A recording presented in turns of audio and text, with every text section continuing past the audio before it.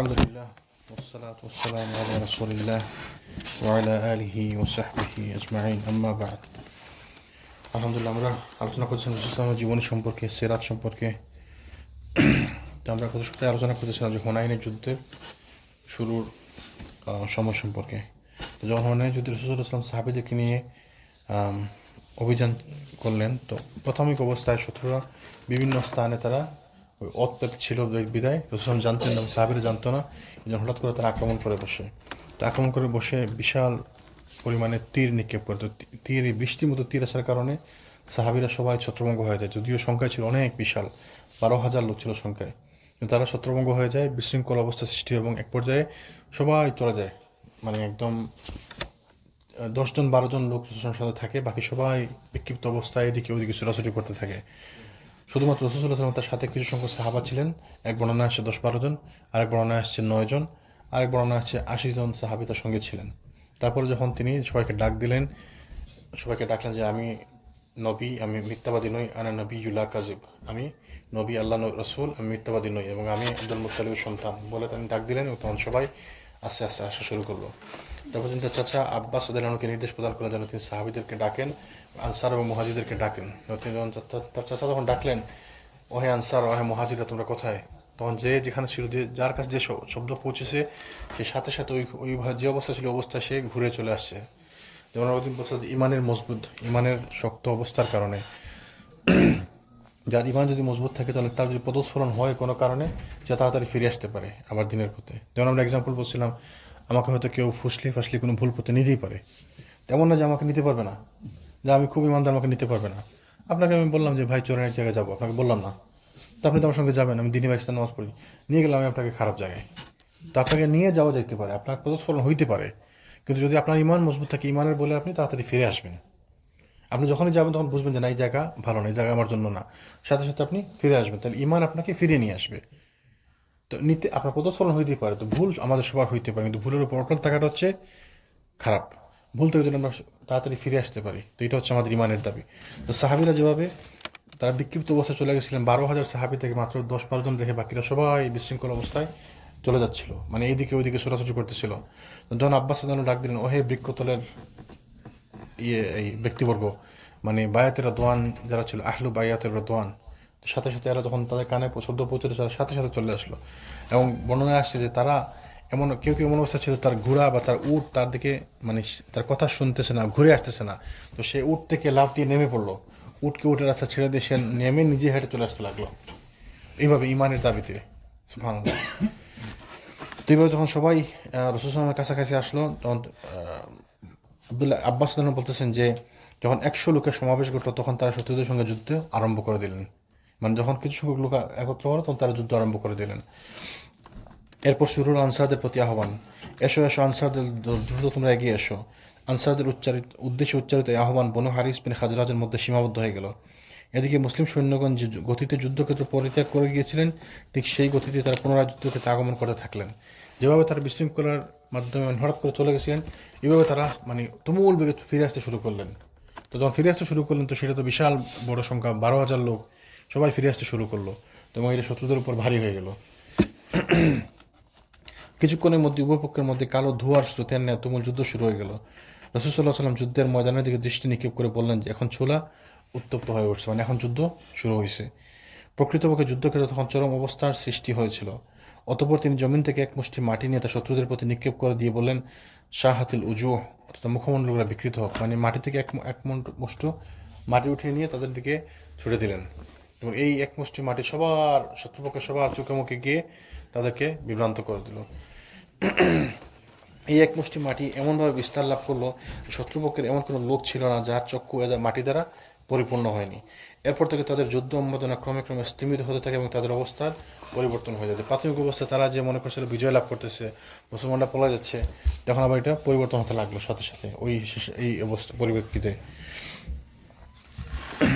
কিন্তু রাসূল সাল্লাল্লাহু আলাইহি ওয়াসাল্লাম মাঠে নিক্ষেপ করলেন এবং সবার চোখে মুখে ধুলা গিয়ে পৌঁছে গেল। তো সেটা তিনি আগে নিক্ষেপ করতে পারতেন না? বা সাহাবীরা যখন চলে গেছিল সবাই, বা সাহাবীদের চলে যেত, তিনি তো একলাই যথেষ্ট ছিলেন, তিনি চাইলে এক মুঠো মাটি নিয়ে নিক্ষেপ করতে পারতেন। তো করলেন না কেন?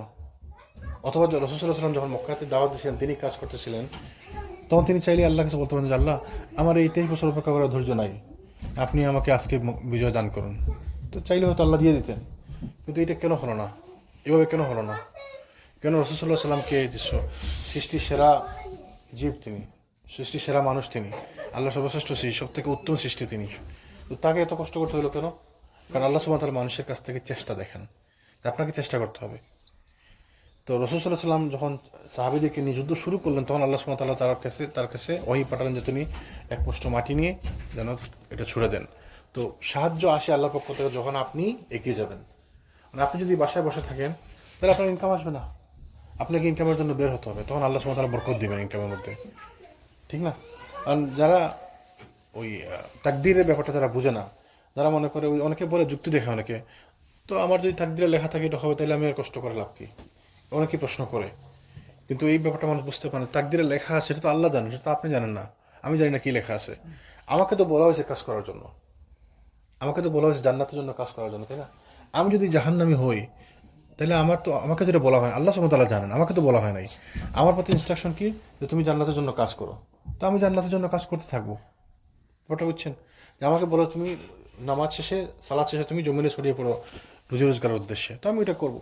না আমি যদি মসজিদে বসে থাকি বা বাসায় বসে থাকি যে না আমার ইনকাম তো আসবে, আল্লাহ সুবহানাহু ওয়া তাআলা রিজিক যেটা দিয়েছেন ওটা আসবেই।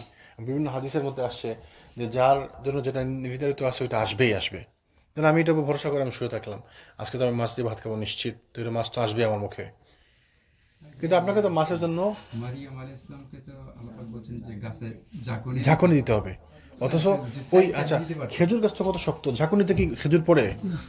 এই আমরা তো সাধারণ মানুষ, এটা আমরা এইটি ঝাঁকাইতে পারবো না, এই ছোট্ট একটা গাছ, এইটার আমরা ঝাঁকাইতে পারবো না।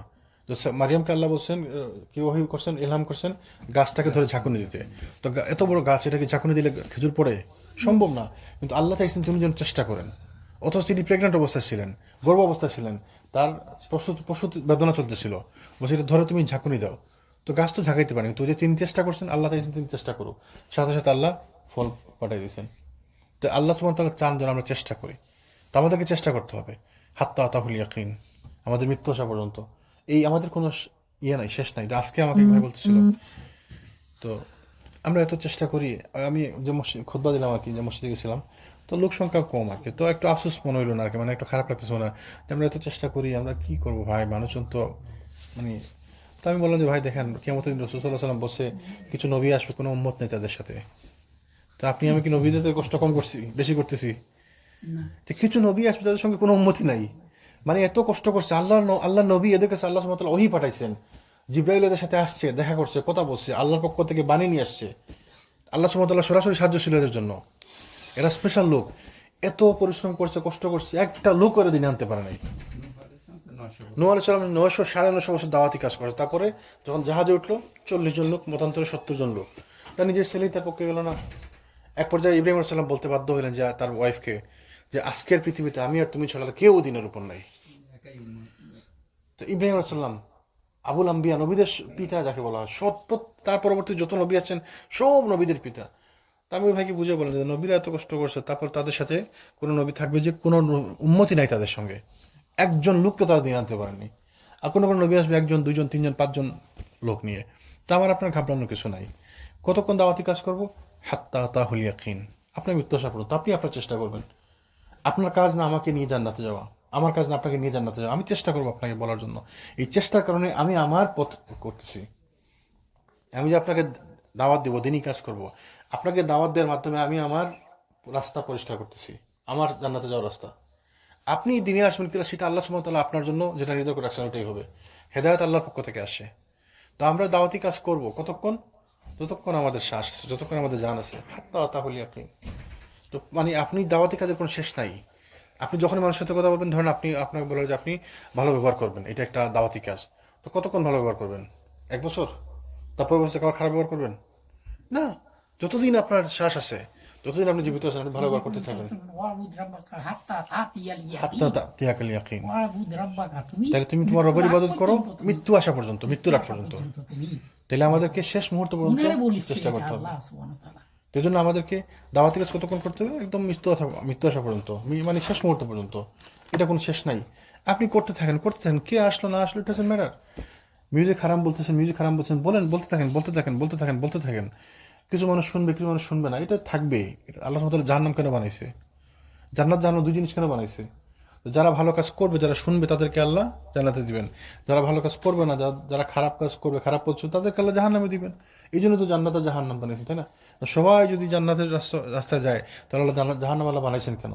তো এই জন্য আমরা যারা তাকদীরের ব্যাপারটা আমরা বুঝি না। তাকদীরের ব্যাপারটা হচ্ছে, তাকদীরে আমাদেরকে ঈমান আনতে হবে যে আমার তাকদীরে যা আছে আল্লাহ সুবহানাহু ওয়া তাআলা এটা জানেন। এই হচ্ছে আমার ঈমান। কিন্তু আমার তাকদীরে কি আছে? আমি বড় আলিম হয়ে যাব, আর আমি বিশাল পয়সাল হয়ে যাব, এটা তো আমি কি জানি? আমি তো জানি না, হয়তো আছে কিন্তু আমি জানি না। তো আমাকে এই জন্য বসে থেকে লাভ নেই, আমাকে আমার পরিশ্রম করতে হবে। এইটাই হচ্ছে প্রপার তাকদীরের উপর বিশ্বাস এবং এর মানে ফলশ্রুতি। তাকদীরের উপর বিশ্বাস কি? আমরা তাকদীরের উপর বিশ্বাস করব যে ভালো মন্দ যা আছে সব আল্লাহ সুবহানাহু ওয়া তাআলা লিখে রাখছেন এবং আল্লাহ সুবহানাহু ওয়া তাআলা জানেন। শুধুমাত্র আল্লাহ সুবহানাহু ওয়া তাআলা জানেন না, কেউ জানে না। যাকে যতটুকু জানানি হয়েছে সে ততটুকু ছাড়া জানে না। আর বাদ বাকি আমি আমার চেষ্টা করে যাব। সেই জন্য রাসূল আসলামকে আল্লাহ সুবহানাহু ওয়া তাআলা কি বললেন? যুদ্ধক্ষেত্রে নিলেন, যুদ্ধ করতেছেন এবং কত যুদ্ধ তিনি আহত হয়েছেন না? সাহাবীরা কত সাহাবী মারা গেছে, কত যুদ্ধে সাহাবীরা মারা গেছে, আহত হয়েছে, সাহাবীদের অঙ্গহানি হয়েছে, কত কষ্ট করছে। তারপরে আল্লাহ সুবহানাহু ওয়া তাআলার পক্ষ থেকে সাহায্য আসছে।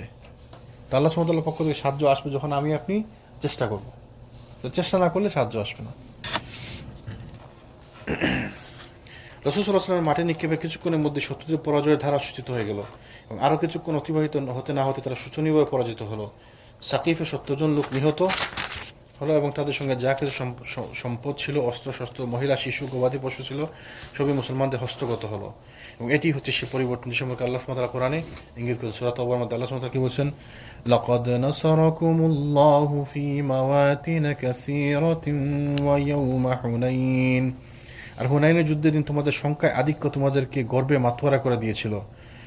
إذ أعجبتكم كثرتكم فلم تغني عنكم شيئا وضاقت عليكم الأرض بما رحبت ثم وليتم مدبرين। কিন্তু তা তোমাদের কোনো কাজে আসেনি।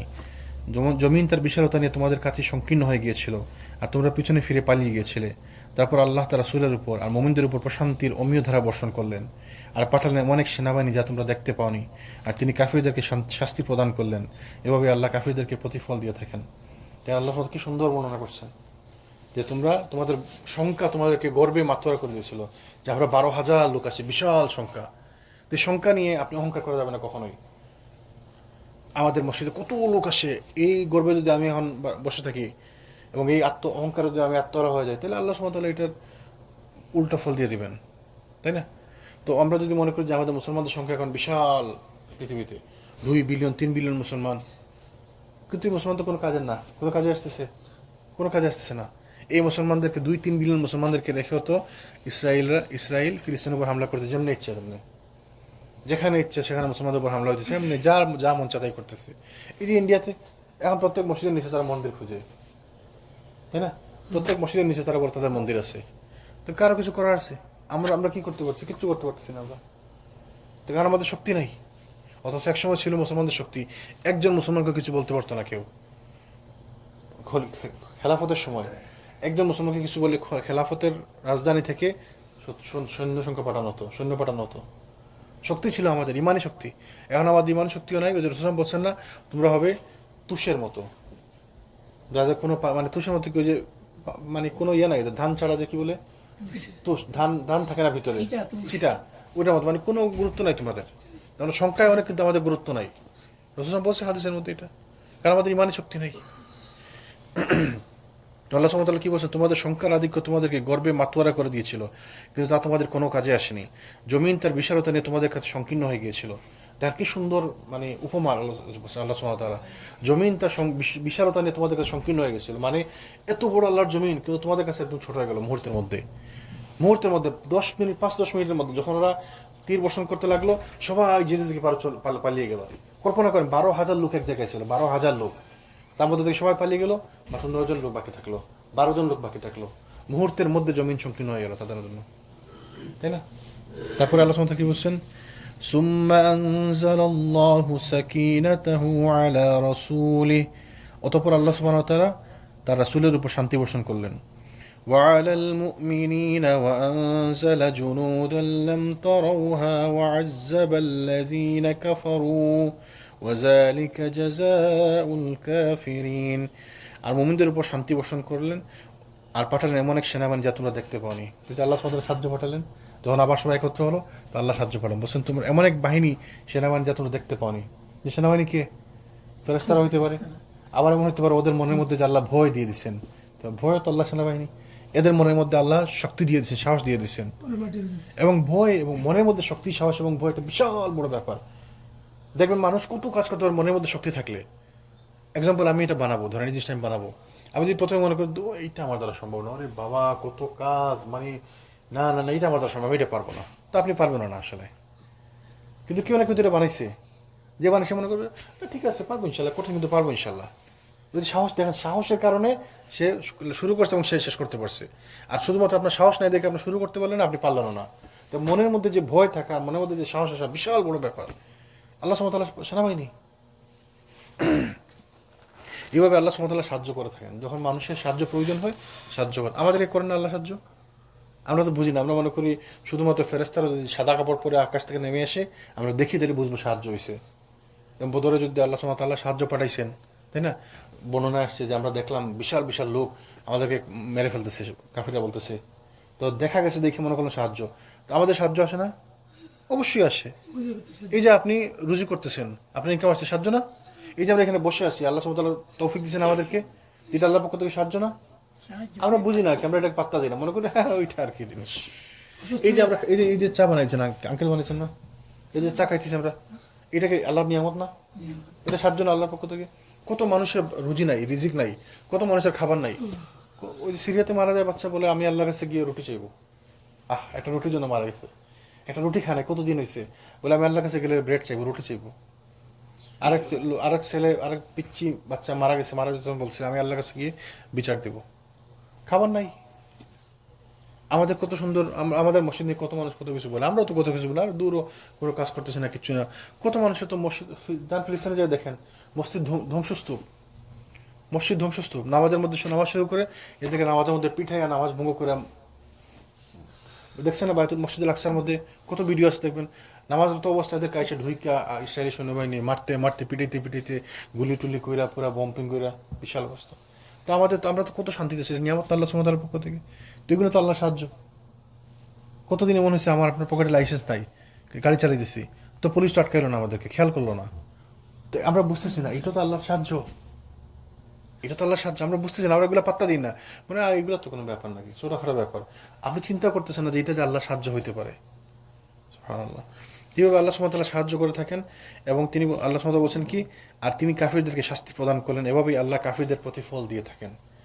তো কাফিরদেরকে আল্লাহ প্রতিফল দিয়ে থাকেন, তো তারা কুফরি করবে, যারা আল্লাহ সুবহানাহু ওয়া তাআলার সাথে কুফরি করবে, আল্লাহ তার দিনের সাথে কুফরি করবে, তাদেরকে আল্লাহ এভাবে প্রতিফল দেবেন যেভাবে এদেরকে দিচ্ছেন। তো পরাজিত হওয়ার পর শত্রুদের একটি দল তাইফ অভিমুখে চলে যায়, অন্য একটি দল নাখলার দিকে পলায়ন করে, অধিকন্তু অন্য একটি দল আওতাসের পথ ধরে। মানে সবাই যে জায়গা থেকে 3-4 দিকেরা পালিয়ে গেল, অথচ সংখ্যার বিশাল পরিমাণে আসছিল, প্রায় 30,000 লোক আসছিল। তারা তাদের পরিবার পরিজন, সন্তান সন্ততি, গরু বাছুর, উট ভেড়া দুম্বা যা আছে সব সাথে করে, সম্পত্তি সব সাথে করে নিয়ে আসছে। যুক্তি কি ছিল, যে যদি আমাদের সম্পদ এবং আমাদের পরিবার পরিজন সাথে থাকে, তাহলে এদের মায়ার জন্য আমরা যুদ্ধ করব। দেখেন আল্লাহ চাইছেন কি এর মায়ার কি সব জায়গায় ফেলে যে যেদিকে পারছে ভাগছে, সন্তানও রয়েছে, পরিবারও রয়েছে, ওই সম্পদ সন্ততি সব কিছু রয়েছে, গরু ছাগল ভেড়াটা সব ফালাই দিয়ে যে যেদিকে পারছে ভাগছে। তো উভয় দলের আওতাসের দিকে রাসূল সাল্লাল্লাহু আলাইহি ওয়াসাল্লাম এই আবু আমর আশতারি রাদিয়াল্লাহু আনহুর নেতৃত্বে একটি পশ্চাৎপদকারী দল আওতাসের দিকে প্রেরণ করেন। উভয় দলের মধ্যে সামান্য সংঘর্ষের পর মুশরিকদের পলায়নে উদ্ধত হয় এবং তার এর সংঘর্ষে দলনেতা আবু আমির আশআরী রাদিয়াল্লাহু আনহু শহীদ হয়ে যান।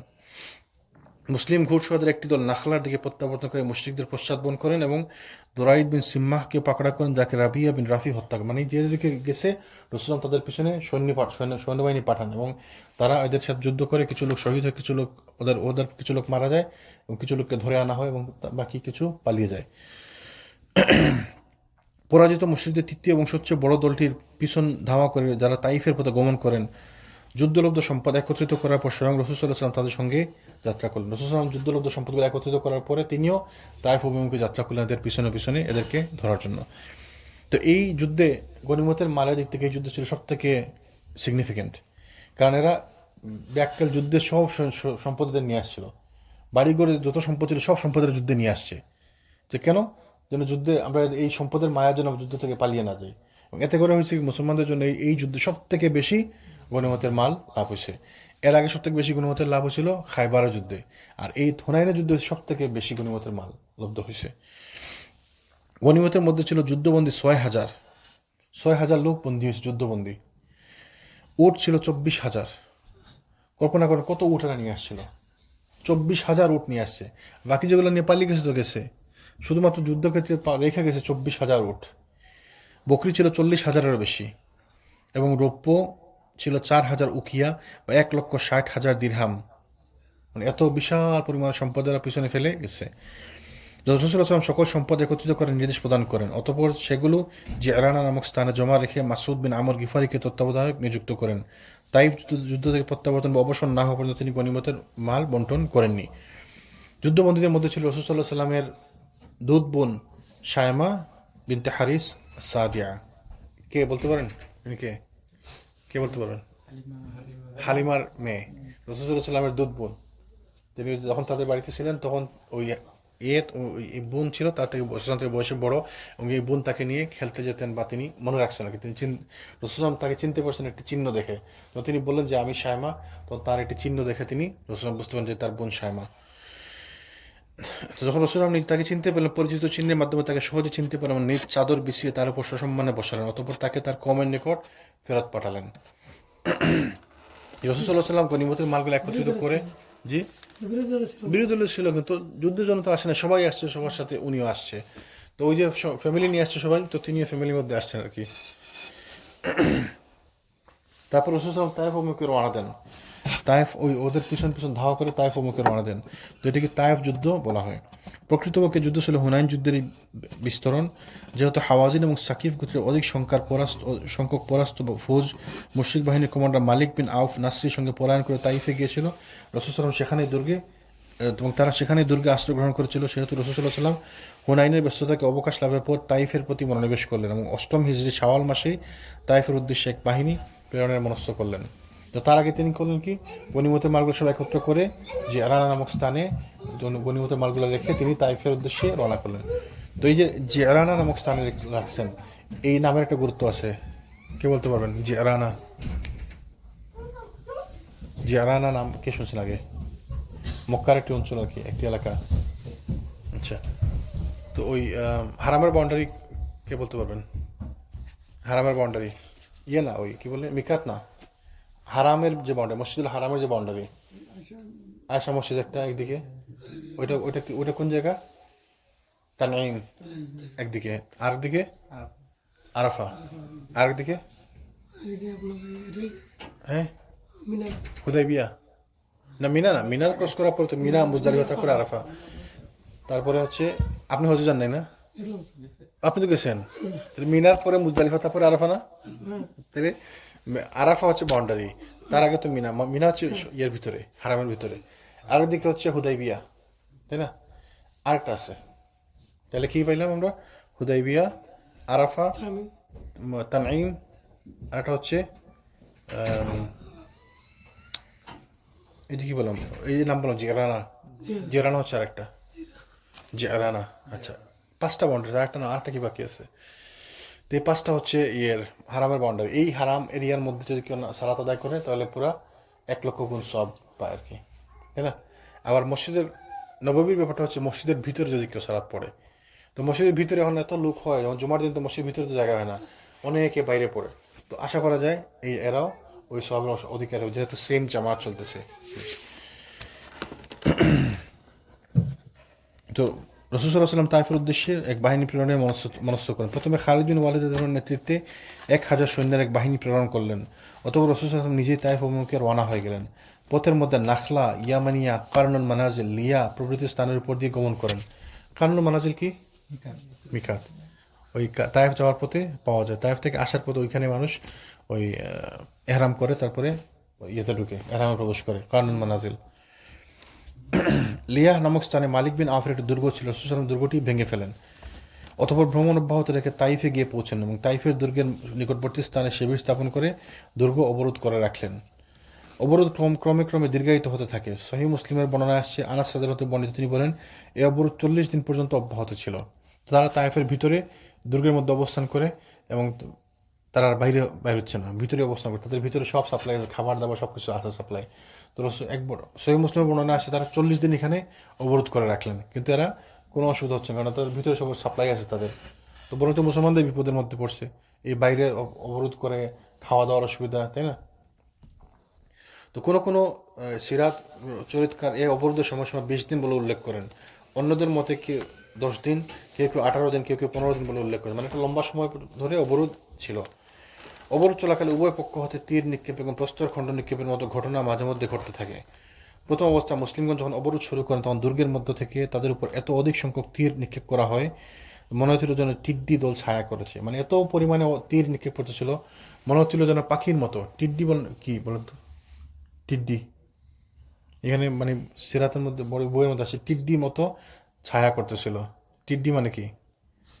এক ধরনের পাখি। পাখি না, ওই যে ছোট ছোট যে পঙ্গপাল। পঙ্গপাল যখন আসে না, মানে পুরা ঝাঁকে যায়, পুরা আকাশ কালো হয়ে যায়, এত পুরো আকাশ দেখে ফেলে। আমাদের এদিকে আমরা দেখি না, সৌদি আরবে এটা আসে আর কি, হয় মাঝে মধ্যে। পঙ্গপালের আক্রমণ মানে সংখ্যায় লাখে লাখে আসে। তো উপমা করতে দিচ্ছে নাকি এইভাবে, যে তীর এমনভাবে আসতেছিল যেন ওই যে টিড্ডির মতো, মানে এত বিশাল পরিমাণে বিশাল সংখ্যা আসতেছিল। এতে কিছু সংখ্যক মুসলিম আহত হন এবং 12 জন শহীদ হন।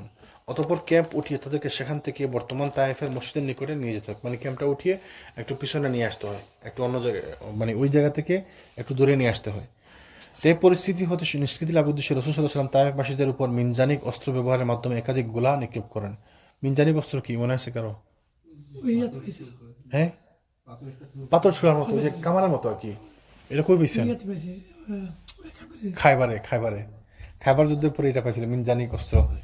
ওই মিনজানিক অস্ত্র দিয়ে তাদের দেয়ালে মানে ছিদ্র করার চেষ্টা করেন আর কি, যার ফলে দুর্গের দেয়ালে ছিদ্রের সৃষ্টি হয়ে যায় এবং মুসলিমদের একটি দল দাবাবার মধ্যে প্রবেশ করে আগুন জ্বালানোর জন্য দেয়াল পর্যন্ত পৌঁছে যান। কিন্তু শত্রুগণ তাদের উপর লোহার উত্তপ্ত টুকরা নিক্ষেপ করতে থাকে এবং ফলে কিছু সংখ্যক মুসলিম শহীদ হয়ে যান। শত্রুদের ঘায়াল করার উদ্দেশ্যে রাসূল সাল্লাল্লাহু আলাইহি ওয়াসাল্লাম যুদ্ধের ভিন্নতর কৌশল হিসাবে আঙ্গুর ফুলের বৃক্ষ কর্তন করার জন্য নির্দেশ প্রদান করেন। কিন্তু মুসলিমগণ অধিক সংখ্যক বৃক্ষ কর্তন করে ফেললে সাকিব গোত্র আল্লাহর এবং আত্মীয়তার বরাত দিয়ে বৃক্ষ কর্তন করার জন্য আহ্বান জানালে রাসূল সাল্লাল্লাহু আলাইহি ওয়াসাল্লাম তা মঞ্জুর করেন। মানে তাদের তো বাগান ছিল, এগুলো আঙ্গুরের বাগান, তাদের এগুলা মানে ব্যবসা, তাদের ধন সম্পত্তি এগুলাই। রাসূল সাল্লাল্লাহু করলেন কি, তাদেরকে আক্রমণ করার জন্য গাছ কাটা আরম্ভ করে। তোমরা যদি বাড়ি না হও তাহলে আমি গাছগুলো সব কেটে ফেলবো। তো গাছ কাটতে কাটতে এক পর্যায়ে তারা ধরুন দেখলো তাদের ক্ষতি হয়ে যাচ্ছে, তখন তারা বললো যে ইয়া রাসূলুল্লাহ, আল্লাহর দোহাই এবং আত্মীয়তার দোহাই দিয়ে আমরা বলতেছি যে আপনি এগুলা গাছগুলা কাটবেন না। তখন তিনি গাছগুলা কাটা বন্ধ করলেন। অবরোধ চলাকালে রাসূল সাল্লাল্লাহু আলাইহি ওয়াসাল্লাম একজন ঘোষণা দেন যে যে গোলাম দুর্গ থেকে বেরিয়ে এসে আমাদের নিকট আত্মসমর্পণ করবে সে মুক্ত বা স্বাধীন বলে বিবেচিত হবে। তো এটি একটি ভালো পদক্ষেপ ছিল, যে ঘোষণা দিলেন যে যারা ওই ভিতর থেকে যদি কেউ বের হয়, কোনো গোলাম যদি বের হয়ে আসে, অনেক গোলাম আসেন ওইখানে, ওদের তাইফ তো পয়সাওয়ালা এলাকা, ধনীদের এলাকা, ওইখানে অনেক গোলাম আছে একজনের। তো বলছে কোনো গোলাম যদি দুর্গ থেকে বের হয়ে এসে আমাদের কাছে আত্মসমর্পণ করে তাহলে সে আজকে থেকে মুক্ত। যেটা তো বিশাল বড় ফ্রি অফার, মানে গোলাম থেকে দাসত্ব থেকে মুক্তি পাওয়ার জন্য বিশাল পরিমাণে পয়সা পে করতে হয় বা বিশাল পরিমাণে পে করতে হয়। তো যেহেতু এটা একটা বিশাল অফার, তো কিছু সংখ্যক গোলাম বের হয়ে আসতে লাগলো। তো এই ঘোষণার প্রেক্ষিতে 23 জন ব্যক্তি দুর্গ থেকে বের হয়ে এসে মুসলিমদের দলভুক্ত হয়। এদের মধ্যে একজন ছিলেন আবু বাকরাহ। নাম শুনছেন নাকি?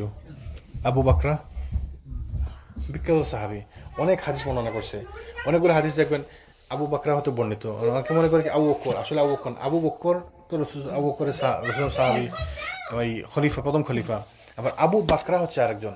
কেউ যদি পড়ে থাকেন, ওই যে আদাবুল মুফরাদের প্রথম হাদিসটা দেখবেন বর্ণনা করছে কে? আবু বাকরাহ। প্রথম বা দ্বিতীয় হাদিস আবু বাকরাহ হতে বর্ণিত। এরকম অনেকগুলো হাদিস আবু বাকরাহ হতে বর্ণিত। আবু বাকরাহ হচ্ছে ওই গোলামদের মধ্যে একজন, যে ওই হুনাইনের যুদ্ধের সময় তায়েফের দুর্গ থেকে বেরিয়ে এসেছিল ওই ঘোষণার পরে, যে যারা বেরিয়ে আসবে তারা স্বাধীন আজকে থেকে।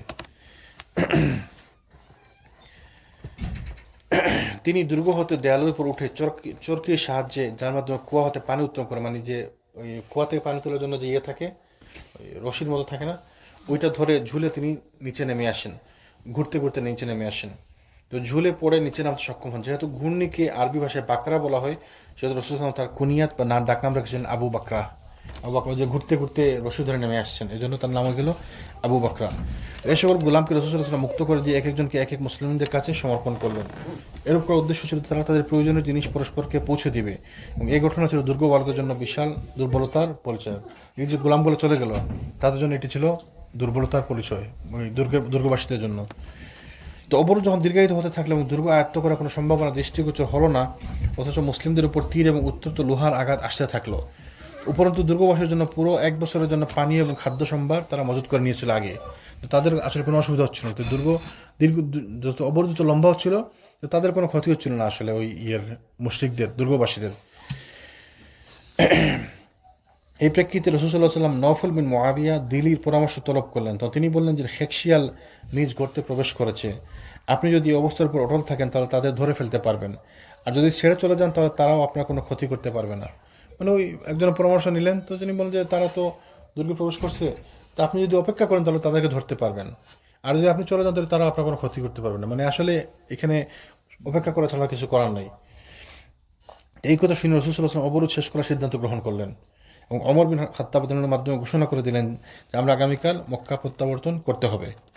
এই ঘোষণায় সাহাবীগণ রাদিয়াল্লাহু আনহুম সন্তুষ্ট হতে পারলেন না, কিছু সাহাবী এটাতে সন্তুষ্ট হতে পারলেন না। তারা চাচ্ছিলেন যেন এদেরকে আমরা একবারে শেষ করে যাই। তারা বলতে লাগলেন, তাইফ বিজয় না করি আমরা প্রত্যাবর্তন করবো? রাসূল সাল্লাল্লাহু আলাইহি ওয়াসাল্লাম বললেন, আউযু আলাল কিতাল, তাহলে আগামীকাল সকালে যুদ্ধ শুরু করতে হবে। তো দেখেন এখানে একটা ব্যাপার আছে। রাসূল সাল্লাল্লাহু আলাইহি ওয়াসাল্লাম বললেন যে আমরা কালকে চলে যাব। তারপর কিছু সাহাবী বললেন যে তার একটা মনোরঞ্জন, একটু মন খারাপ।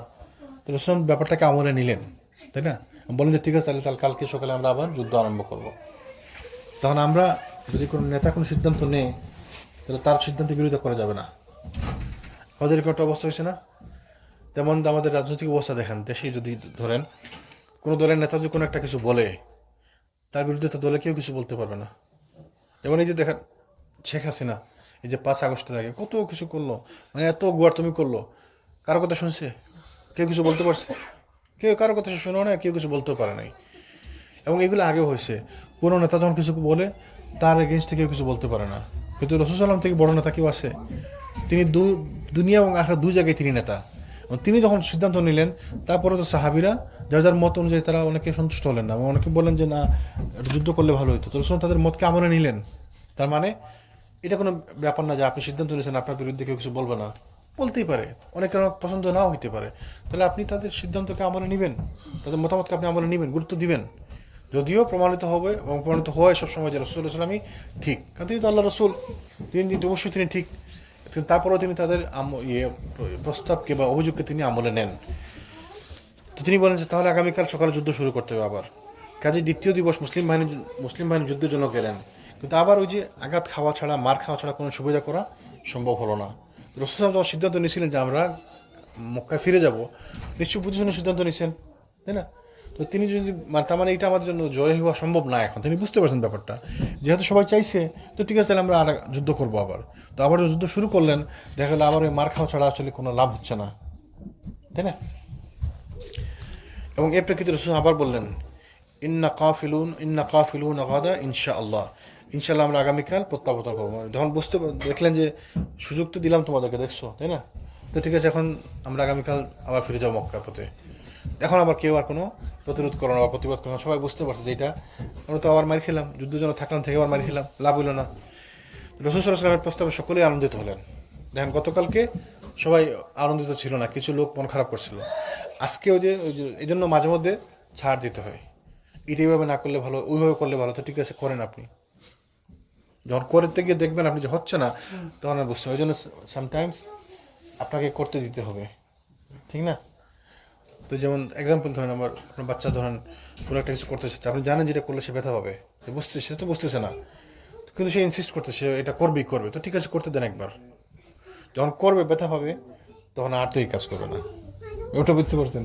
তো এটা আমাদের শিক্ষা না যে ঠিক আছে তাকে করো, তোমার যুদ্ধ করবে করো, যখন ক্ষতিগ্রস্ত হইলে তখন এখন পরের দিন যখন আবার সেম কথা বললেন যে আগামীকাল আমরা চলে যাবো মক্কার দিকে, তখন তারা আবার খুব খুশি হলেন। আগের দিন রাগ করছেন, এখন আবার খুশি হলেন। রাসূল শুধু যে নেতা ছিলেন, তিনি মনস্তাত্ত্বিক ছিলেন, বিজ্ঞানী ছিলেন, সায়েন্টিস্ট ছিলেন, সাইকিয়াট্রিস্ট ছিলেন। কীভাবে দেখেন পলিসি ডিল করতেছেন। সাইকিয়াট্রি একটা বিষয় না, মানে মানসিক একটা ব্যাপার না। সুবহানাল্লাহ। এবং এই অবস্থা প্রত্যক্ষ যখন তারা খুশি হলেন, মানে সবাই আনন্দিত হলেন, কোনো আলাপ আলোচনা ব্যতি রেখে প্রত্যাবর্তনের প্রস্তুতি গ্রহণ শুরু করে দিলেন। গতকালকে প্রতিবাদ করলেন, আজকে আবার সবাই কোনো কথাবার্তা নেই, সবাই রেডি হয়ে গেলেন এবং কাপড় চোপড় গুছানো শুরু করলেন, তা অস্ত্র গুছানো শুরু করলেন যাবেন বলে। তে অবস্থা প্রত্যক্ষ রাসূল সাল্লাল্লাহু আলাইহি ওয়াসাল্লাম মৃদু হাসতে থাকলেন। এরপর লোকজনের যখন তাবর খুঁটি উঠিনে যাত্রা শুরু করলো, তখন রাসূল সাল্লাল্লাহু আলাইহি ওয়াসাল্লাম তাদেরকে বললেন, তোমরা বলতে থাকো, আইবুনা তাইবুনা আবিদুনা লিরাব্বিনা হামিদুনা। আমরা প্রত্যাবর্তনকারী, তওবাকারী, উপাসনাকারী এবং স্বীয় প্রতিপালকের প্রশংসাকারী। আমরা এটা আমরা বলতে পারি মাঝে মধ্যে, আইবুনা তাইবুনা আবিদুনা লিরাব্বিনা হামিদুনা, যে আমরা তওবাকারী, প্রত্যাবর্তনকারী, উপাসনাকারী এবং স্বীয় প্রতিপালকের প্রশংসাকারী, হামিদুনা। বলা হল যে আল্লাহ রসুল, আপনি সাকিফদের বিরুদ্ধে বদদুয়া করুন, আপনি ওই তায়েববাসীদের বিরুদ্ধে আপনি বদদুয়া করুন। তখন তিনি রাসূল দোয়া করলেন তাদের জন্য, বদদুয়া না করে তাদের জন্য দোয়া করলেন। কি বললেন? আল্লাহুম্মা হদি সাকিফা ওয়াতি বিহিম, হে আল্লাহ সাকিফদের আপনি হেদায়েত করো এবং তাদেরকে নিয়ে আসো। তো তিনি রহমতের নবী, কাউকে বদদুয়া করেননি। বদদুয়া করছিলেন কাদেরকে করছিলেন মনে আছে কারো? ওই যে 7 জনকে বদদুয়া করছিল, যারা তার যখন মক্কাতে তিনি ওই সিজদারত অবস্থা ছিলেন, তার মাথার উপরে উঠে নাড়ি বুড়ি দিয়েছিল ওরা, ওই 7 জনের বিরুদ্ধে বদদুয়া করছেন নাম ধরে ধরে। ওই 7 জনকে বদর যুদ্ধের দিন আল্লাহ সুবহানাহু ওয়া তাআলা দেখিয়ে দিয়েছেন, তাই না? এরা সবাই মারা গেছে এবং ওরা মারা যাওয়ার পরে রাসূল আবার এদের নাম ধরে ধরে ডাকলেন, তোমরা কোথায় তোমরা আজকে তোমরা পাইছো, তোমরা যা করছিলা দেখছো না, তোমরা তোমাদের ফল পাইছো না আজকে। ওই 7 জন ব্যতীত রাসূল কখনো কারোর বিরুদ্ধে কোনো বদদুয়া করেননি। এই যে তায়েব সে তো কষ্ট দিল, ওই নবুয়তের শুরুতে কষ্ট দিল, আজকে আবার এত কষ্ট করলেন, যুদ্ধ করলেন, সাহাবীদেরকে হত্যা করা হইলো, শহীদ হলেন সাহাবীরা, এখানে অনেকদিন অবরোধ করে রাখলেন। তারপরেও সবাই যখন সাহাবীরা বলে যে রাসূলুল্লাহ আপনি বদদুয়া করেন, তো তিনি বদদুয়া করলেন না। তিনি এখানে একটা শিক্ষা আছে না, যে আপনারা সবাই মিলে যদি বললেন যে আমাদের নেতা যে তাকে আপনারা বললেন যে আপনি এই কাজটা করুন, যদি এই কাজটা ঠিক না, তা আমরা করবো কি? সবাই চাইছে, অসুবিধা নাই, করলাম। সবাই যখন চাইতেছে, গণতান্ত্রিক ব্যাপার না, মানে আমি যদি সবাই চাইছে, এখন যদি আমি না করি তাহলে আমাকে আর নেতা মানবে নাকি? হ্যাঁ, তাইলে সবাই চাইছে আমরা ভোটে যাব, তখন সবার মতন যে আমি যদিও আমি জানি ভোট গণতান্ত্রিক ব্যবস্থায় ভোট হারাম, তারপরে গেলাম, সবাই চাইছে, না গেলে তখন হবে না। বুঝতে পারছেন ব্যাপারটা? এই জন্য থাকতে হবে সত্যের পথে। আপনি যেটাকে সত্য ভালো মনে করবেন ওইটাই করবেন। রাসূল জানেন যে বদদুয়া করার তো কোনো সমাধান না। তো তিনি রহমতের নবী, আল্লাহ তাকে পাঠিয়েছেন রহমত নবী হিসাবে, রাহমাতুল্লিল আলামিন, বিশ্বজাহানের প্রতি রহমত হিসাবে। তিনি বদদুয়া করেন না, তিনি তাদের জন্য দোয়া করেছেন যে আল্লাহ আপনি সাকিবদের হেদায়েত করে এবং তাদেরকে নিয়ে এসো। এবং ঠিকই পরবর্তীতে তায়েববাসীরা সবাই মুসলমান হয়ে গেল, আলহামদুলিল্লাহ। তো আমরা ইনশাল্লাহ 5 মিনিট সময় আছে, গনিমতের মাল নিয়ে একটু আলোচনা করবো ইনশাল্লাহ। জিয়ারানা নামক স্থানে গনিমত বন্টন ব্যাপার নিয়ে। তো তাইফ অবরোধ পূর্ব সমাপ্ত করে রাসূল যখন ফিরে আসেন, গনিমত বন্টন ব্যতি রেখে জিয়ারানা নামক স্থানে অবস্থান করতে থাকেন। এই বিলম্বের কারণ ছিল যে হাওয়াজিন গোত্রের প্রতিনিধি দল ক্ষমা প্রার্থী হয়ে রাসূল নিকট আগমন করবে এবং তাদের সম্পদাদি ফেরত দিয়ে যাবে। দেখেন কি সুন্দর, সুবহানাল্লাহ, কি মানবতা। তিনি এখানে আসলেন এবং এসে অপেক্ষা করতে লাগলেন গনিমতের মালগুলা নিয়ে। এগুলো তো আমাদের মাল, আমরা যুদ্ধে পাইছি, গনিমতের মাল, হালাল মাল আমাদের জন্য। কিন্তু তিনি অপেক্ষা করতে লাগলেন, এখনো বন্টন শুরু করলেন না, কয়েকদিন অপেক্ষা করলেন। কেন? তিনি মনে মনে অপেক্ষা করলেন যদি হাওয়াজিন এরা অনুতপ্তায় ফিরে আসে, কারণ তাদের তো সব এইখানে, তাদের পরিবার পরিজন, টাকা পয়সা, সম্পদ সবকিছু এখানে, তারা যদি অনুতপ্তায় ফিরে আসে তাহলে তাদের ওগুলো ফেরত দিয়ে দিবেন। মানবতা এর থেকে, মানে রাসূল থেকে মানবতাবাদী আর কেউ আসে থাকতে পারে? সুবহানাল্লাহ। তো তিনি অপেক্ষা করতেছিলেন, তখন তারা আসতেছিল না এবং তারা আসবে না তখন বুঝছেন, তখন তিনি গনিমতের মাল বন্টন শুরু করলেন আবার। কিন্তু সদিচ্ছা প্রণোদিত বিলম্ব করা সত্ত্বেও তাদের পক্ষ থেকে কেউ যখন আগমন করলো না, রাসূল তখন গনিমতের মাল বন্টন শুরু করে দিলেন। উদ্দেশ্য ছিল গনিমতের ব্যাপারে বিভিন্ন গোত্রের নেতা এবং মক্কার সম্ভ্রান্ত ব্যক্তিদেরকে যারা সন্দিগ্ধ চিত্ত ছিল, অনর্থক কথাবার্তা বলাবলি করে বেড়াতো, তাদের মুখ বন্ধ করা। তো মুআল্লাফাতুল কুলুব গনি সর্বপ্রথম প্রাপ্ত হয়। মুআল্লাফাতুল কুলুব মানে কি, কে বলতে পারেন?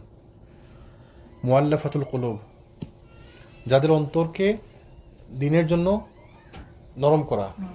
ওই যে যাকাতের একটা ফান্ড আছে, যাকাতের একটা খাচ্ছে না, 8টা খাতের মধ্যে একটি খাত হচ্ছে মুআল্লাফাতুল কুলুবুকুম, যাদের অন্তরকে আপনি নরম করতে চান, তাদেরকে জাকাতের ফান্ড থেকে, পয়সা থেকে জাকাতের মাল দেওয়া যাবে, জাকাতের হকদারেরা। ধরেন এক্সাম্পল, একজন নতুন মুসলমান হয়েছে, তো তাকে যদি তার অন্তরকে যদি আমি আকৃষ্ট করতে চাই দিনের প্রতি, তাকে আমি জাকাতের ফান্ড থেকে একটা বিশাল পরিমাণ দিয়ে দিলাম, ডোনেশন। তো তার মনে হবে যে না মাশাআল্লাহ এরা তো ভালো, আলহামদুলিল্লাহ তো ভালো লোক, এরা আমাকে টেক কেয়ার করে। তো তার অন্তর ইসলামের প্রতি আকৃষ্ট হবে। তো যাদের অন্তরকে আমরা ইসলামের প্রতি আকৃষ্ট করতে চাই তাদেরকে বলা হয় মুআল্লাফাতুল কুলুব। তো এই যুদ্ধে যে এত বিশাল পরিমাণ সম্পদ লব্ধ হয়েছে, 24,000 উট, 40,000 বকরি, মানে 1,64,000 দিরহাম, তাই না, রূপা। তো এই পরিমাণ রসুলের উদ্দেশ্য ছিল যে এইগুলো আমি বেসিক্যালি বিলি করব ও যাদের অন্তরকে আমরা আকৃষ্ট করতে চাই, মানে নতুন যারা মুসলমান হয়েছে। এবং এই যুদ্ধে নতুন মুসলমান আছে না অনেক, প্রায় 2,000 লোক গেছে সাথে যারা নতুন মুসলমান। নতুন মানে এই মাত্র মুসলমান হয়েছে, অনেকে ভয়ে হয়েছে, অনেকে ইচ্ছা করে হয়েছে, অনেকে অনিচ্ছায় হয়েছে, অনেকে জোর করে হয়েছে, অনেক। হ্যাঁ, মক্কাবাসী যারা নতুন যারা মানে মুসলমান, এরা তো সবাই তো ইচ্ছা করে মুসলমান হয় নাই বা মন থেকে মুসলমান হয় নাই, এরা অনেকে জোর করে হয়েছে, অনেকে বাধ্য হয়ে হয়েছে, অনেকে কোনো রকম না পারতে হয়েছে, তাই না। তো তিনি তাদেরকে বড় বড় অংশ দেওয়া হলো, যাদেরকে তিনি দিনের জন্য মানে তাদের অন্তরকে আকৃষ্ট করতে চান। আবু সুফিয়ানকে দেওয়া হলো 40 উখিয়া, মানে 6 কিলো হতে কিছু কম রৌপ্য, 6 কেজি রূপা তাকে দেওয়া হলো আবু সুফিয়ানকে। চিন্তা করেন, আবু সুফিয়ান যে ইসলামের এত বড় শত্রু ছিল, কিন্তু তাকে তার মনকে আকৃষ্ট করার জন্য, তাকে ইসলামের প্রতি আকৃষ্ট করার জন্য তাকে অনেক বড় পরিমাণে গনিমতের মাল দিলেন এবং 100 উট প্রদান করলেন। 100 উট আবু সুফিয়ানকে, একজন ব্যক্তিকে 100 উট প্রদান করলেন। তা আবু সুফিয়ান তখন বললো যে ইয়া রাসূলুল্লাহ, আমার ছেলে ইয়াজিদ তার জন্য, তখন তাকে আরও 100 উট দিলেন, আরও 6 কেজি দিলেন, ওই রূপা দিলেন, দিরহাম দিলেন। তো সে বলে ইয়া রাসূলুল্লাহ, আমার ছেলে মুয়াবিয়া তার জন্য, তাকে আরও 100 উট দিলেন, তাকে আরও 6 কেজি রূপা দিলেন। তো কিভাবে দিতে, মানে কি পরিমাণ গনিমতের মাল লাভ হচ্ছে। একজন লোককে 300 উট এবং 18 কেজি সোনা দিচ্ছে, রূপা দিচ্ছেন একজন লোককে। তো হাকিম বিন হিজামকে 100 উট দেওয়া হয়েছিল, তিনি আরো 100 উটের জন্য আবেদন করলে তাকে আরো 100 উট দেওয়া হয়। তো ওই লোক এমনি আবেদন করছে, তাকে 100 উট দেওয়া, ইয়া রাসূলুল্লাহ আমাকে আর একটু দেন, তাকে আরো 100 উট দেওয়া হয়েছে। ওই রাসূল সাল্লাল্লাহু আলাইহি হুনাইনের যুদ্ধের পরে এত বেশি পরিমাণে গনিমতের মাল দিচ্ছেন মানুষকে। এবং এই দেখেন হিকমত, দেখেন এদের অন্তরকে ইসলামের প্রতি আকৃষ্ট করা। অনুরূপভাবে সাফওয়ান বিন উমাইয়াকে 100 উট, দ্বিতীয় দফায় আরো 100 উট এবং তৃতীয় দফায় আরো 100 উট দেওয়া হলো। সাফওয়ান বিন উমাইয়াকে নামের মধ্যে তো পরিচয় আছে, উমাইয়ার ছেলে। তো উমাইয়াকে না বলার উদ্দেশ্য হচ্ছে এটা সিগনিফিকেন্স আছে। উমাইয়া বিন খালাফ কে ছিল? হ্যাঁ, কিন্তু সিগনিফিকেন্স কি? ওই যে বেলালের মালিক ছিল, বেলালের দিলের মালিক ছিল উমাইয়া বিন খালাফ। তো ওই বেলালের দেখেন কত বড় শত্রু ইসলামের। তার ছেলে সাফওয়ান বিন উমাইয়া রাসূল আমাকে হত্যা করার জন্য মদিনাতে লোক পাঠাইছিল। ওই যে এক লোক গেল এবং বলছে তোমার পরিবারকে আমার দেখাশোনা করো, তুমি যাও, যদি তুমি মারা যাও, আত্মঘাতী মিশনে পাঠাইছিল, তাই না, সাফওয়ান। তো তাকে তিনি 100 উট দিলেন। তো আবার যখন সে চাইলো তাকে আরো 100 উট দিলেন, আবার চাইলো তাকে আরো 100 উট দিলেন, 300 উট দিলেন, 300 উট। সুবহানাল্লাহ। হারিস বিন কোলাদাকে 100 উট দেওয়া হয়েছিল, কিন্তু কিছু সংখ্যক অতিরিক্ত কুরাইশ এবং অন্যান্য নেতাগণকে কয়েকশো উট দেওয়া হয়েছিল। তো নেতাদেরকে দিলেন 100, 200, 300 উট দিলেন। নেতাদেরকে দেওয়ার উদ্দেশ্য হচ্ছে ইসলামের প্রতি এদের অন্তরকে আকৃষ্ট করা। অধিকন্তু কিছু সংখ্যক নেতাকে 50 এবং 40 করে উট দেওয়া হয়েছিল। এমনকি জনগণের মাঝে প্রচার হয়ে গেল যে মুহাম্মদ সাল্লাল্লাহু আলাইহি ওয়াসাল্লাম এমনভাবে দান খরচ করতেছেন তাদের পরমুখাপেক্ষী হওয়ার কোনো ভয় নেই। অনেকে যারা মনের মধ্যে একটা সংকোচ ছিল, মুসলমান যদি হয় তাহলে খামো কি, এটা যে আমার সাথে ব্যবসা বন্ধ করে দিব, আমি ব্যবসা করবো কেমনে, খাবো কেমনে, তাদের হয়তো তখন জানতে পারলো যে রাসূল এত বিলি করতেছেন, তো আর পরমুখাপেক্ষী হওয়া লাগবে না আমাদের। তো মানুষজন আবার যেতে লাগলো, যারা যুদ্ধে জানে এরাও যেতে লাগলো সম্পদ আনার জন্য। কাজেই অর্থ সাহায্য গ্রহণের জন্য বেদুইনদের দল রাসূল সাল্লাল্লাহু আলাইহি ওয়াসাল্লামের নিকট ভিড় জমাতে লাগলো। অতিরিক্ত ভিড় এড়ানোর লক্ষ্যে একটি বৃক্ষের দিকে সরে পড়তে তিনি বাধ্য হলেন এবং ঘটনাচক্রে তার চাদরখানা বৃক্ষের সঙ্গে জড়িয়ে গেল। তো তিনি বললেন, ওহে লোক সকল, আমার চাদর ফিরিয়ে দাও। সুতরাং সেই সত্তার কসম যার হাতে আমার প্রাণ, আমার নিকট যদি তোহামা বৃক্ষের সমপরিমাণ চতুষ্পদ জন্তু থাকে তবুও তা তোমাদের মাঝে বন্টন করে দেবো। মানে তোমরা তার গাছের সঙ্গে তার চাদর লেগে যাবে, তিনি মনে করছেন চাদর মানে কেউ চাদর ধরে রাখছে কেউ। তুমি বলেন, তুমি আমার চাদর ছেড়ে দাও, আমি কিচ্ছু রাখবো না, আমার কাছে সব তোমাদেরকে দিয়ে দিব। এবং তিনি আসলে কিছু রাখেন না। এবং পরে আরেক বর্ণনা তিনি বলছেন তার মাথার চুল ধরে তখন মানে কিছু পশম নিয়ে আসে, বলছে দেখেন আমার কাছে আমি এই পরিমাণ রাখবো, সম্পদ রাখবো না, সব তোমাদেরকে দিয়ে দিব। আমি দেওয়ার জন্য আজকে এখানে আসছি, আজকে সব বিলি করে দেব। তারপর তিনি বললেন, হে অহে জনগণ, আল্লাহর কসম তোমাদের ফাই সম্পদের মধ্যে আমার জন্য কিছুই নেই, এমনকি এই লোমগুলোর পরিমাণ, মাথা থেকে একটু কিছু লোম তুলে নিয়ে বলেন যে দেখো এই লোম পরিমাণ কিছু আমি রাখতেছি না আমার জন্য, শুধুমাত্র 1/5 আছে এবং সেটুকু তোমাদের হাতেই ফিরিয়ে দেওয়া হবে। 1/5 মানে কি? ওই যে আল্লাহ সুবহানাহু কোরআনে বলছেন না সূরা আনফালের মধ্যে, যে যখন গনিমতের মাল পাবে তার মধ্যে 1 অংশ হচ্ছে আল্লাহ এবং তার রাসূলের, তো এই অংশ আবার কি জন্য ব্যয় হয়? তিনি বলছেন তো এইটাও আমি তোমাদের জন্যই ব্যয় করবো, মানে দিনের জন্য ব্যয় করবো। তো আমি নিজের জন্য কিচ্ছু রাখবো না। তো মুআল্লাফাতুল কুলুবকে দেওয়ার পর রাসূল সাল্লাল্লাহু আলাইহি ওয়াসাল্লাম যায়েদ বিন সাবিতকে নির্দেশ প্রদান করলেন সৈন্যদের মধ্যে গনিমত বন্টনের জন্য হিসাব তৈরি করার জন্য। তো তিনি যে হিসাব তৈরি করেন তাতে দেখা গেল যে প্রত্যেক সাধারণ সৈনিকের অংশে এসেছে 4টি করে উট এবং 40টি করে বকরি। তো প্রত্যেক সৈনিক পাইছে 4টি করে উট আর 40টি করে বকরি, মানে এত পরিমাণে গনিমতের মাল লাভ হয়েছে। তো 4টি করে উট পাইছে প্রত্যেক সৈনিক আর 40টি করে বকরি, সুবহানাল্লাহ। আর যাদের সঙ্গে ঘুড়সওয়ার ছিল, ঘোড়া যাদের সঙ্গে ছিল, তারা কয়টি করে পাইছে কে বলতে পারবেন? হিসাব কি মনে আছে? হ্যাঁ, ডাবল, 2 ভাগ বেশি। রাসূল সাল্লাল্লাহু আলাইহি ওয়াসাল্লামের একটা নিয়ম ছিল, যখন যুদ্ধে কেউ যাবে তার জন্য 1 ভাগ, আর তার পশু যেটা তার সাথে ছিল তার পশুর জন্য 2 ভাগ। তাহলে যারা মানে হেঁটে গেছে তাদের জন্য 4টা করে উট, আর যারা ঘোড়া নিয়ে গেছে তাদের ঘোড়ার সাথে জন্য 12টা করে উট এবং 120টা করে বকরি। দেখেন মানুষজন বলে যে অ্যানিম্যাল রাইটস, অ্যানিম্যাল রাইটস কে দিছে? ইসলাম দিছে, রাসূল সাল্লাল্লাহু আলাইহি ওয়াসাল্লাম দিচ্ছেন। যার ঘোড়া বা উট নিয়ে যে গেছে তাকে ডাবল দিচ্ছেন, মানে আমাকে দিচ্ছেন 4টা, আমার ঘোড়ার জন্য দিচ্ছেন আমার জন্য আরো 8টা, তাহলে আমি পেলাম টোটাল 12টা। আপনি খালি পায়ে হেঁটে গেছেন, আপনার জন্য 4টা। তাহলে কি জন্য? ওই যে সে ঘোড়ার জন্য রক্ষণাবেক্ষণ করে, ঘোড়াকে ভরণ পোষণ করে, ঘোড়াকে খাবার দাবার খাওয়াইতে হয়। এই যে সে তার জান মাল নিয়ে যুদ্ধ করতে গেছে, আপনি আপনার জান নিয়ে গেছেন, সে তার জান এবং মাল নিয়ে যুদ্ধ করতে গেছে। রাসূল সাল্লাল্লাহু আলাইহি ওয়াসাল্লাম তাদেরকে অনেক দিয়েছেন। এবং এই যুদ্ধে যেমন আমরা বলছিলাম যে এই যুদ্ধ ছিল গনিমতের মানে এত পরিমাণ গনিমতের মাল লব্ধ হয়েছে হুনাইনের যুদ্ধে, এবং এতে করে আল্লাহ সুবহানাহু ওয়া তাআলার হিকমত ছিল এটা আসলে, যে নতুন মুসলমানদেরকে দিনের প্রতি আকৃষ্ট করা, এবং এইটাই হয়েছে। আলহামদুলিল্লাহ আমরা আদানের সময় আমরা থামবো ইনশাআল্লাহ। আজকে আগামী দিন আমরা কন্টিনিউ করবো। আল্লাহ যেন আমাদেরকে বোঝার তৌফিক দান করেন, আমরা রাসূলের জীবন থেকে শিখে আমাদের জীবনে আমরা ইমপ্লিমেন্ট করতে পারি। রাসূলের জীবনে প্রত্যেকটি মুহূর্তে আমরা আমাদের জন্য শিক্ষা আছে, লেসন আছে, আমরা যেন এগুলো থেকে শিখে আমাদের জীবনে আমরা ইমপ্লিমেন্ট করতে পারি। আল্লাহ যেন তৌফিক দেন। সুবহানাকাল্লাহুম্মা ওয়া বিহামদিকা আশহাদু আল্লা ইলাহা ইল্লা আনতা আস্তাগফিরুকা ওয়া আতুবু ইলাইক। জি বলেন।